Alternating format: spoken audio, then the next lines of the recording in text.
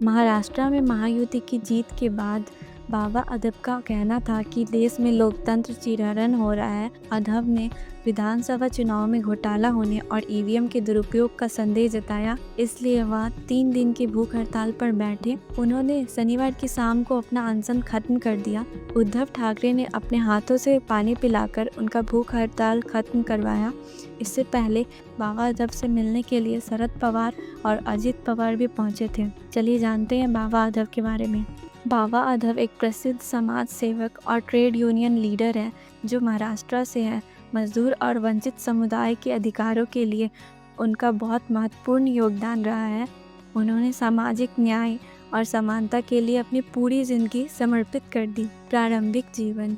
बाबा अदब का जन्म पुणे महाराष्ट्र में हुआ था। बचपन से ही उनका झुकाव सामाजिक मुद्दों की तरफ था। उन्होंने डॉक्टरी की पढ़ाई की और डॉक्टर बने, लेकिन सामाजिक सेवा के प्रति उनकी लगन के कारण उन्होंने दवा के पेशे की बजाय गरीब और मजदूर लोगों की मदद करना पसंद किया।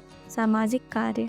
बाबा अदब हेडलोड वर्कर्स के लिए अपने काम के लिए जाने जाते हैं। उन्होंने हमल पंचायत की स्थापना की, जो कि इन मजदूरों के लिए एक मजबूत मंच बना।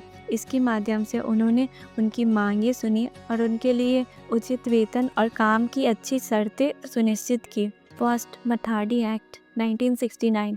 बाबा अदब के प्रयासों के कारण मथाडी एक्ट पास हुआ, जिसने हेडलोड वर्कर्स के अधिकारों को कानूनी स्वीकृति दी और उनकी भलाई के लिए काम किया। सेकेंड, बेघर लोगों के लिए संघर्ष। उन्होंने अर्बन पुअर और स्लम ड्वेलर्स के लिए भी काफ़ी संघर्ष किया और उन्हें घर और अधिकार दिलाने में योगदान दिया। थर्ड, असंगठित मजदूर के लिए आवाज़। उन्होंने असंगठित क्षेत्र के मजदूरों के उचित वेतन, नौकरी की सुरक्षा और सामाजिक सुरक्षा के लिए कार्यक्रम चलाए। सम्मान। बाबा अदब के सामाजिक न्याय के लिए किए गए काम और उनकी संगठन शक्ति के कारण उनका सम्मान किया जाता है। हालांकि उनका काम मेन स्ट्रीम मीडिया में ज़्यादा नहीं दिखाया जाता, लेकिन उनके प्रयासों ने समाज में एक गहरा प्रभाव छोड़ा है। बाबा अदब का जीवन यह दिखाता है कि जमीन से जुड़े आंदोलन और संघर्ष के माध्यम से सामाजिक समानता और न्याय कैसे प्राप्त किया जा सकता है।